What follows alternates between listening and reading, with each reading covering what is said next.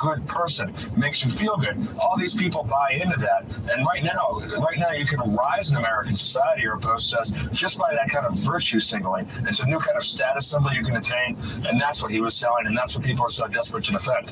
And yet, one of those interviews, he was kind of blowing off the ESG model, saying that essentially people are just checking boxes and it doesn't really have any positive effect on the world. So that was an interesting moment when he kind of was like, well, that doesn't really mean anything. He's in on this game. He's admitted in some private chats that have since been leaked that a lot of this was just part of a really effective marketing strategy. He put himself out to the government as an expert on how to regulate cryptocurrency. He put himself out to the press as not only someone who would pay for lavish trips for them, but someone who could talk to them, who could be cool like them, be part of their club. That was all part of it. And ESG is another kind of scam, exactly, something that just basically employs people to be good virtue checkers inside of your company, allows left-wing politics in your company, and puts business interests and common sense in second place. It's another scam. He recognizes that. But as long as this virtue signaling is still a way to gain status, as long as the CEO of Disney can ignore their customers, or Tim Cook can ignore the American conservatives and Christians while doing business with China, as long as those sort of things continue, this fake virtue signaling will continue as well. Now, Bankman-Fried also gave generously, not just to Democrats, but to liberal publications like Vox and Ben Smith's startup, A Semaphore. So he was asked about this. Watch. I think media matters a lot, and I want to support good media ventures. That was the I don't have governance over any of these. I was looking to support journalists doing great work because I think what they do is really important. Really important work, like giving him more glossy profiles or helping him out on the PR side. It's so open. It's so flagrant. It's kind of wild. It's impressive how flagrant he is to hand over all this money to journalists in exchange for good coverage. I mean, that's part of the game and a large part of the journalism industry. They pretend that they're martyrs, that they're out there, they're risking their lives, they're risking their tails. In reality, they're taking money from corporate America to whisper things back to corporate America that it wants to hear. And that's corporate America's got a problem here, because Sam is not the only person absolutely skirting the rules here. Sam's not the only person who wasn't being supervised. This is a problem throughout finance. This is a problem with Google ads. This is a problem in a lot of corporate America, and they definitely don't want to see too many. One fraud to another, the scourge of, as I just mentioned, the environmental, social, and governance standards, or so-called standards. ESG investing will lead to America's economic ruin eventually. Yet their Pied Piper of the scam, BlackRock's Larry Fink, was still out this week defending the practice. There's a lot of noise, and it really does fill the airwaves. And so, it fills up the time in the airwaves about the attacks from some states, to me specifically, and to the firm. The reality is, the majority, the unheard, unspoken majority, really like what we are doing. He's such a blowhard. Just hours after those comments, Florida pulled $2 billion worth of assets from BlackRock, the largest divestment of its kind.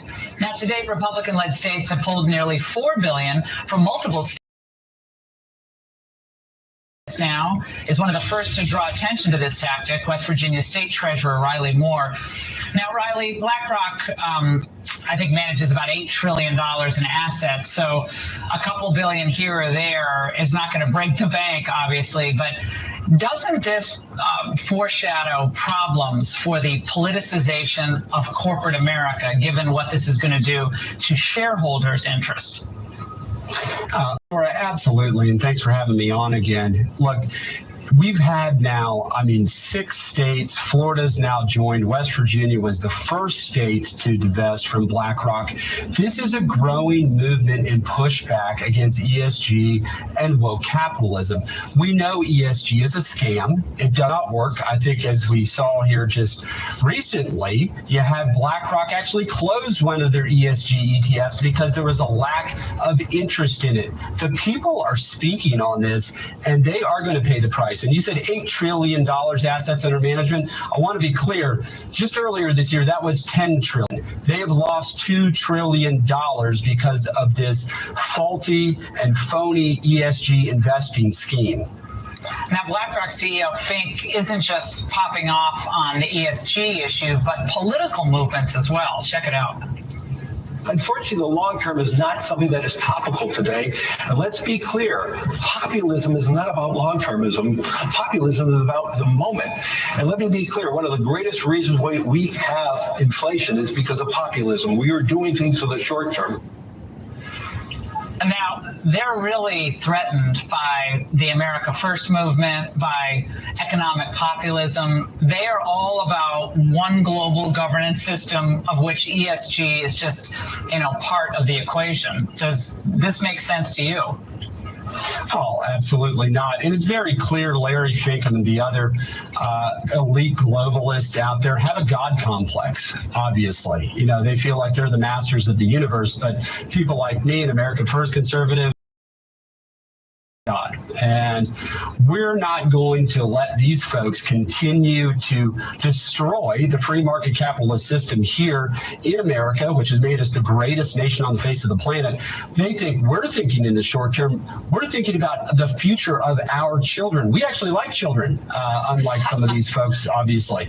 So we're thinking about our children.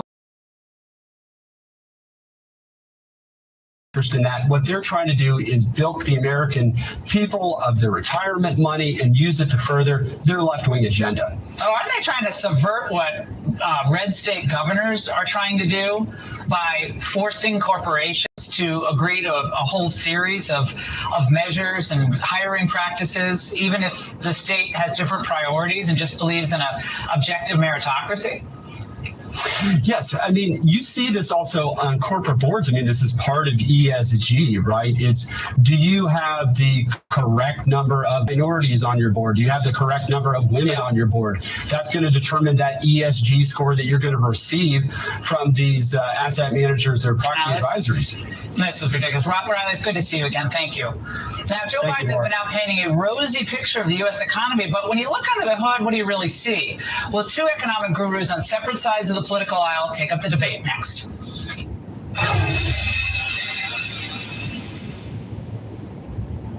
You want to invest in real estate, but the recession puts your